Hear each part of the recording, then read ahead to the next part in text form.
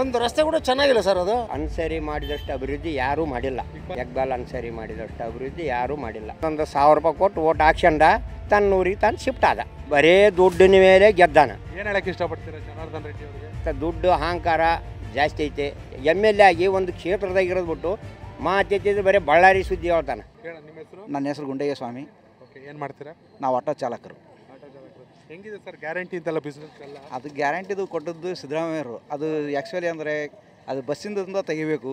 ಏನು ಸಿದ್ದರಾಮಯ್ಯ ಅಭಿಮಾನಿ ನೀವು? ಅಲ್ಲಲ್ಲ, ನಾವು ಎಲ್ಲ ಪಕ್ಷದ ಅಭಿಮಾನಿಗಳು. ಆದರೆ ಕಾಂಗ್ರೆಸ್ ಮುಖಂಡ ನಾವು ಆದರೂ ರೆಡ್ಡಿನೇ ಗೆಲ್ಲಿಸಿದ್ವಿ.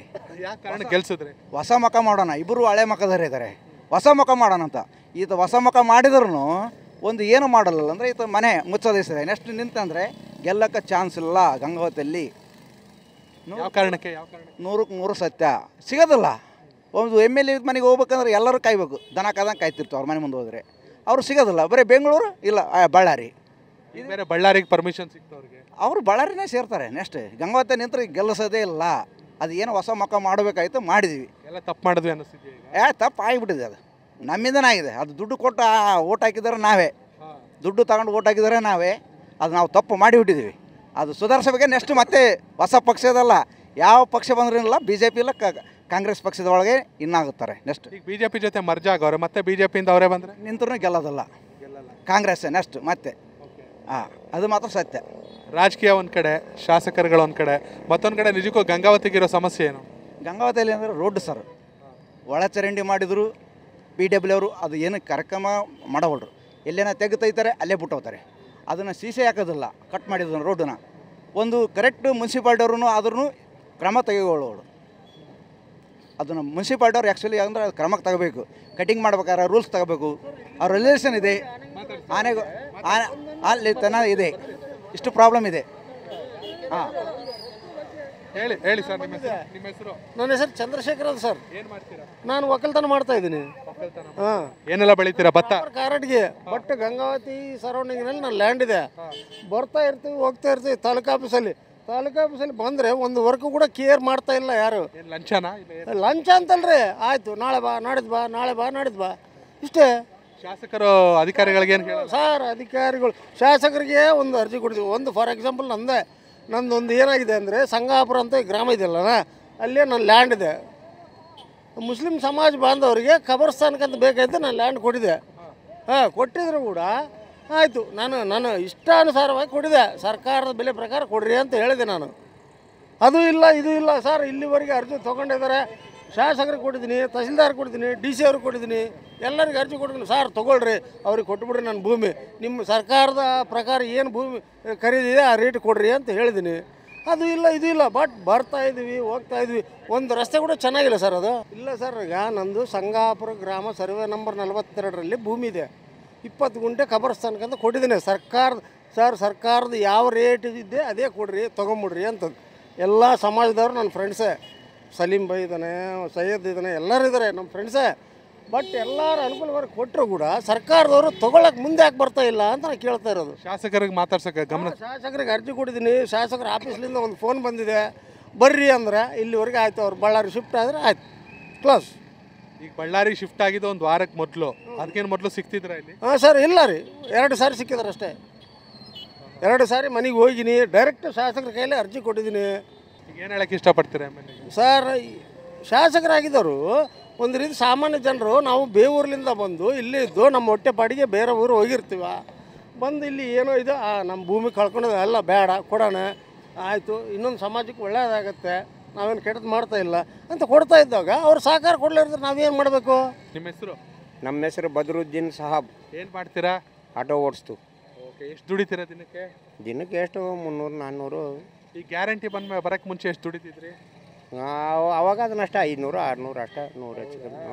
ಈ ಹೆಣ್ಮಕ್ಳೆಲ್ಲ ಫ್ರೀ ಬಸ್ ಹಾಕ್ಬಿಟ್ಟು ನಿಮಗೆ ಕಡಿಮೆ ಆಗಿಲ್ಲ ಬಿಸ್ನೆಸ್ಸು? ಕಡಿಮೆ ಆಗೈತೆ, ಮತ್ತು ಹಂಗೆ ಅಡ್ಜಸ್ಟ್ಮೆಂಟ್ ಮೇಲೆ ಹೋಗ್ತು. ಮತ್ತು ಎಷ್ಟು ವರ್ಷ ನಿಮಗೆ? ನಮಗೆ ಈಗ 60 ವರ್ಷ. 60 ಅಂದರೆ ಹೆಚ್ಚು ಕಡಿಮೆ 42 ವರ್ಷದಿಂದ ಓಟ್ ಹಾಕ್ತಾ ಇದ್ದೀರಾ? ಹೌದು. ಸಾಕಷ್ಟು ಜನ ಶಾಸಕರು ನೋಡಿರ್ತೀರಾ. ಏನು ಸಮಸ್ಯೆ ಗಂಗಾವತಿಯಲ್ಲಿ? ಗಂಗಾವತಿಯಲ್ಲಿ ಏನು ಸಮಸ್ಯೆ ಅಂದರೆ, ನಮ್ಮ ಗಂಗಾವತಿಯಲ್ಲಿ ಅನ್ಸರಿ ಮಾಡಿದಷ್ಟು ಅಭಿವೃದ್ಧಿ ಯಾರೂ ಮಾಡಿಲ್ಲ. ಎಕ್ಬಾಲ್ ಅನ್ಸರಿ ಮಾಡಿದಷ್ಟು ಅಭಿವೃದ್ಧಿ ಯಾರೂ ಮಾಡಿಲ್ಲ ಏನ್ರಿ. ಬಸ್ ಸ್ಟ್ಯಾಂಡ್ ಆಗಲು, ಮಿನಿ ವಿಧಾನಸಭಾ ಆಗಲು, ರಸ್ತೆ ಆಗಲು, ಹಳ್ಳಿಗಳಾಗ ಸಿ ಸಿ ರೋಡು ಆಗಲಿ ಯಾವಾಗಲೂ ಅನ್ಸರಿ ಕೈ ಮೇಲೆ ಆದಷ್ಟು ಕೆಲಸಗಳು ಯಾವೂ ಆಗಿಲ್ಲ. ಏನು ಸರ್, ನಮಗೇನು ಬೇಕು, ಗಂಗಾವತಿ ಸಿಟಿ ಒಳಗೆ ರಸ್ತೆ ಚೆನ್ನಾಗಿರ್ಬೇಕು. ರಸ್ತೆ ಒಂದೊಂದು ರಸ್ತೆ ಗುಂಡಿಗಳು ನೋಡ್ರಿ ಏನು ಥರ ಅದಾವ. ಹಾಂ ರಾತ್ರಿ ಹೆರಿಗೆ ಟೈಮಿಗೆ ಕರ್ಕೊಂಡು ಬರ್ತಿರ್ತಾರೆ. ಅಲ್ಲಿ ತಹಸೀಲ್ ಆಫೀಸಿನ ಕಡೆ ಹೋಗ್ಬೇಕಾದ್ರೆ ಕುಣಿ ಬಿದ್ದು ಬಿಟ್ಟವ್ರಿ. ಮಗನ ಒಂದು 6 ತಿಂಗಳು 7 ತಿಂಗಳು ಪ್ರೆಗ್ನೆಂಟ್ ಇದ್ದ ಹೆಣ್ಮಗಳು ಆ ಕುಣಿಗೆ ಡಿಲಿವರಿ ಆಗೋ ಪರಿಸ್ಥಿತಿ ಆ ಸಿಸ್ಟಮಿಟ್ ಐತಿ. ಈಗಿನ ಎಮ್.ಎಲ್.ಎ ಬಂದಾನ, ಏನು ಉಪಯೋಗ ಇಲ್ಲ. ಏನು ಮಾಡ್ಯಾನ, ಬಂದು ಜನಕ್ಕೆ ಓಟ್ ಹಾಕೋ ವಯಸ್ಸಿನಾಗ ಒಂದೊಂದು 1000 ರೂಪಾಯಿ ಕೊಟ್ಟು ಓಟ್ ಹಾಕ್ಸ್ಕೊಂಡ ತನ್ನ ಊರಿಗೆ ತಾನು ಶಿಫ್ಟ್ ಆದ ಬಳ್ಳಾರಿಗೆ. ಅಲ್ಲ, ಈಗ ಸ್ವಲ್ಪ ದಿನಕ್ಕೆ ಮುಂಚೆ ಅವ್ರಿಗೆ ಪರ್ಮಿಷನ್ ಸಿಕ್ಕಿದ್ದು ಸುಪ್ರೀಂ ಕೋರ್ಟಿಂದ. ಅದಕ್ಕೆ ಮುಂಚೆ ಇಲ್ಲಿಗೆ ಬರ್ತಿದ್ರ 1.5 ವರ್ಷ ಆಯ್ತು. ಬಂದೇ ಇಲ್ಲ. ಒಮ್ಮಕ್ಳು ಎಲೆಕ್ಷನ್ ಮುಂದೆ ಬಂದಾನ, ರೊಕ್ಕ ದುಡ್ಡು ಹಂಚ್ಯಾನ, ರೊಕ್ಕಕ್ಕೆ ಮಳ್ಳಾಗಿ ಓಟ್ ಹಾಕ್ಯಾರ. ನಮ್ಮ ಅನ್ಸರಿ ಸಾಬು ಕೆಲಸ ಮಾಡಿದಂಗೆ ಎಮ್.ಎಲ್.ಎ ಮಾಡಿಲ್ಲ. ಏನ್ರಿ ಪರಣ್ಣವ್ರು ಅದಾರ ಅಂದರೆ ಪರಣ್ಣ ಇದ್ನಂದ್ರೆ ಆತ ಅಲ್ಪ ಸ್ವಲ್ಪ ಏಟನೇಟು ಉತ್ತಮ ಮಾಡಿದ್ದ. ಪರಣ್ಣ ಮುನ್ನವಳ್ಳಿ ಹೌದ್ರಾ, ಆತ ಏಟನೇಟ್ ಅಲ್ಪ ಸ್ವಲ್ಪ ಮಾಡಿದ್ದ. ಆದರೆ ಪೂರ ಕೆಲಸ ಮಾಡಿದ್ದು ಅನ್ಸರಿ. ಯಾವುದೋ ಒಂದು ಕೆಲಸ ತೊಗೊರಿ ಅನ್ಸರಿಲಿಂದನೇ ಕೆಲಸ ಆಗಿರೋದು. ಗಂಗಾವತಿ ಇಂಪ್ರೂವ್ಮೆಂಟ್ ಆಗಿರೋದು ಗಂಗಾವತಿ ಅನ್ಸರಿ ಕಡ್ಲಿಂದ. ಜನಾರ್ದನ್ ರೆಡ್ಡಿ ಇಲ್ಲಿ ಗೆದ್ದಿದ್ದು ಬರೀ ದುಡ್ಡಿನ ಮೇಲೆ ಗೆದ್ದಾನ.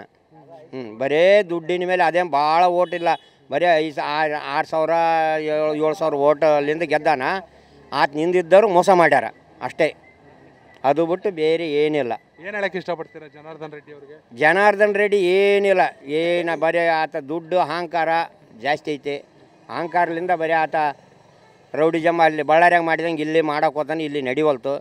ಈಗ ಏನೋ ದೇವರು ಅನುಗ್ರಹದಿಂದ ಯಾವ ಕೇಸಿನ ಮೇಲೆ ಬಳ್ಳಾರಿಗೆ ಈಗ ತನಗೆ ಸಿಕ್ಕೈತೆ, ಅಲ್ಲಿ ಹಂಗೈತೆ ಅನ್ನೋ ಗೊತ್ತಿಲ್ಲ. ಎಮ್.ಎಲ್.ಎ ಆಗಿ ಒಂದು ಕ್ಷೇತ್ರದಾಗ ಇರೋದು ಬಿಟ್ಟು ಮಾತೆತ್ತಿದ್ರೆ ಬರೀ ಬಳ್ಳಾರಿ ಸುದ್ದಿ ಹೇಳ್ತಾನೆ. ಎಮ್.ಎಲ್.ಎ ಏನು ಈ ಗಂಗಾವತಿ ತಾಲೂಕಿನವರ ಓಟ್ ಹಾಕಿ ಗೆಲ್ಸ್ಯಾರ, ಏನು ಬಳ್ಳಾರಿಯರಾಗಿ ಗೆಲ್ಸ್ಯಾರ? ಅದು ಬೇಕು ನಮಗೆ. ನೀವು ಹೋಗಿ ಯಾವ ಥರ ಭೇಟಿ ಆಗಿದ್ದೀರಾ ಇಲ್ಲಿ ಬಂದಾಗ? ನಾವು ಭೇಟಿ ಆಗಿಲ್ಲ, ನಾವು ಹೋಗಿಲ್ಲ. ಈಗ ಸ್ವತಃ ನಿಮ್ಮದೇ ಆದ ಸಾಕಷ್ಟು ಸಮಸ್ಯೆಗಳಿರುತ್ತೆ, ನಿಮ್ಮಂಥವ್ರು ತುಂಬ ಜನ ಇರ್ತಾರೆ, ಅದಕ್ಕೆ ಯಾವುದೋ ಒಂದು ಪ್ರಾಧಿಕಾರ ಇರುತ್ತೆ. ಆ ನಿಟ್ಟಿನಲ್ಲಿ ಹೋಗಿ ಭೇಟಿ ಆಗಿದ್ದೀರಾ? ಭೇಟಿ ಆಗಕ್ಕೆ ಹೋದ್ನಪ್ಪ ಅಂದರೆ ಅವ್ರನ್ನ ಇದು ದೇವ್ರ ದರ್ಶನ ಮಾಡಿದಂಗೆ ಆಗುತ್ತೆ. ಯಾಕಂತಂದರೆ ಇವತ್ತು ಅವ್ರ ಹಿಂಬಾಲಕರನ್ನೇ ನಮ್ಮನ್ನ ಮುಟ್ಕೊಡಗಲ್ಲ ಅವ್ರನ್ನ. ಬಟ್ ನೀವೇ ತಾನೇ ಗೆಲ್ಸಿರೋದು ಎಲ್ಲ ಸೇರ್ಕೊಂಡು? ಗೆಲ್ಸಿದ್ದೀವಿ, ಬಟ್ ನಮ್ಮ ಆಸೆಗಳು ಈಡೇರ್ತಾ ಇಲ್ಲ. ಅವ್ರೇನು ಭರವಸೆ ಕೊಟ್ಟಿದ್ದರು, ಎಲ್ಲರಿಗೆ ಮನೆ ಕಟ್ಕೊಡ್ತೀವಿ, ಆಮೇಲೆ ರೋಡ್ ಅಗಲೀಕರಣ ಮಾಡ್ತೀವಿ, ಎಲ್ಲ ಅಭಿವೃದ್ಧಿ ಮಾಡ್ತೀವಿ ಅಂತ ಹೇಳಿ ಸಿಂಗಾಪುರ್ ಮಾಡೋಕ್ಕೇನು ಹೋಗ್ತೀನಿ ಅಂತ ಹೇಳಿದ್ರಲ್ಲ, ಅದು ಯಾವ ಆಗ್ತಾಯಿಲ್ಲ. ಈಗ ಮನೆ ಕಟ್ಸ್ಕೊಡ್ತೀನಿ ಅಂತಾರಲ್ಲ, ಅಟ್ಲೀಸ್ಟ್ ಜಾಗ ಆದ್ರೂ ತೋರಿಸೋರೆ? ಎಲ್ಲಿ ಜಾಗನೇ ಇಲ್ಲ, ಏನಿಲ್ಲ. ಅದು 500 ಪ್ಲಾಟ್ ಈಗ ಎಲ್ಲ ಕೊಡ್ತೀವಿ ಅಂತೇಳಿ ಆಲ್ರೆಡಿ ಹಳೇದದು, ಅದನ್ನು ಕೊಡಿಸ್ತು ಅಂತ ಹೇಳಿದ್ರು, ಅದನ್ನು ಇಲ್ಲ. ಏನು ಹೇಳಕ್ಕೆ ಇಷ್ಟಪಡ್ತೀರಾ ಶಾಸಕರಿಗೆ? ಶಾಸಕರಿಗೆ ಏನು ಹೇಳೋಕ್ಕೆ ಇಷ್ಟಪಡ್ತೀವಿ ಅಂದರೆ, ಅವರು ಈಗ ಆಲ್ರೆಡಿ ಬಳ್ಳಾರಿಗೆ ಹೋಗ್ಬಿಟ್ರು, ನಮಗೆ ಶಾಸಕರು ಇಲ್ಲಿ ಸಿಗೋದಿಲ್ಲ. ಅದು ಆಮೇಲೆ ಅಂದರೆ ನಿಮ್ಮ ಶಾಸಕರು ಕಳೆದೋಗವ್ರೆ ಅಂತಿದ್ರೆ? ಕಳೆದೋಗ್ಯಾರ ಅನ್ಕೋಬೇಕು ರೀ, ಸದ್ಯ ಪರಿಸ್ಥಿತಿ ಒಳಗೆ ಕಳೆದೋಗ್ಯಾರ ಅಂತ ಅನ್ಕೋಬೇಕು. ಇಲ್ಲೆಲ್ಲ ನಮ್ಮ ಅಣ್ಣ ತಮ್ಮಳರೇ ಇದ್ದಾರೆ, ಆಟೋ ಪಾಟೋ ಎಲ್ಲ ಓಡಾಡೋಕ್ಕೆ ತುಂಬ ಕಷ್ಟ. ಇಲ್ಲೆಲ್ಲ ಟ್ರಾಫಿಕ್, ಈ ಸಾಯಂಕಾಲ ಏನಾದ್ರು ಸ್ಕೂಲ್ ಸ್ಟಾರ್ಟ್ ಆಗಿಬಿಟ್ರೆ ಈ ಟ್ರಾಫಿಕ್ ಫುಲ್ ಆಗ್ತವೆ. ಆಲೇ 2-3 ಹುಡುಗರು ಸತ್ತು ಹೋದವು ಆಕ್ಸಿಡೆಂಟ್ ಆಗಿ. ಈ ರೀತಿಯಾದಂಥ ಪರಿಸ್ಥಿತಿ ಇದ್ದಾವೆ. ರಸ್ತೆ ಅಗಲೀಕರಣ ಆಗ್ಬೇಕು ಮೊದಲೇ ಮಾತು ನಮಗೆ. ಕನೆಕ್ಟ್ ಕರ್ನಾಟಕ, ಇದು ನಿಮ್ಮ ನೆಟ್ವರ್ಕ್.